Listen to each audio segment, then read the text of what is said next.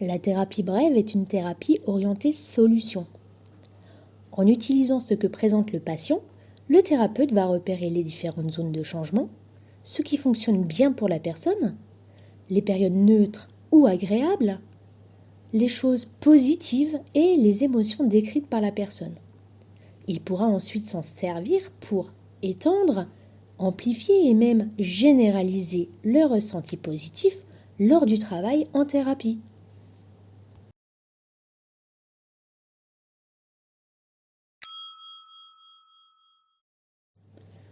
Tout dépend de la problématique du patient. Si nous devions généraliser, je dirais que la moyenne est située entre 3 et 5 séances. La première séance, elle, peut prendre un peu plus de temps car il s'agit d'un échange entre le patient et le thérapeute. Il n'y a donc pas systématiquement d'hypnose lors de cette première rencontre.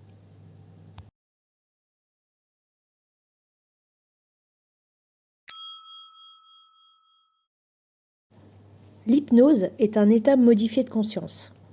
Cet état est différent de la veille et du sommeil. Vous êtes vous-même plusieurs fois par jour dans un état d'auto-hypnose. Par exemple, lorsque vous faites votre marche ou du sport, votre corps est en train de courir et votre esprit est ailleurs, perdu dans vos pensées ou absorbé dans le paysage ou dans la musique que vous écoutez.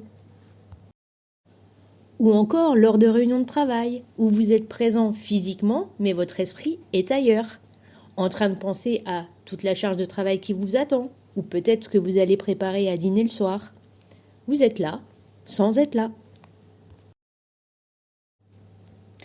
Ou alors, tout simplement, devant votre écran de télévision, ou dans un bon bouquin. Vous êtes complètement absorbé par ce qui se passe, cette histoire. Vous êtes là, mais votre esprit est complètement plongé dans l'histoire que vous êtes en train de lire ou regarder.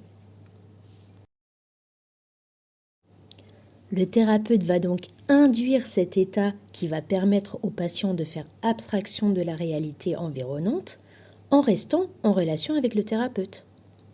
Cela va permettre d'ouvrir les possibilités d'action de l'esprit sur le corps ou d'un travail psychologique à un niveau inconscient. La Société des neurosciences nous explique dans sa lettre numéro 48 que l'hypnose est au centre de l'histoire des psychothérapies. Sa pratique est maintenant soutenue par des connaissances scientifiques précises, mais elle revendique également un recours à l'impalpable de la parole et de la création à deux à travers le langage figuré.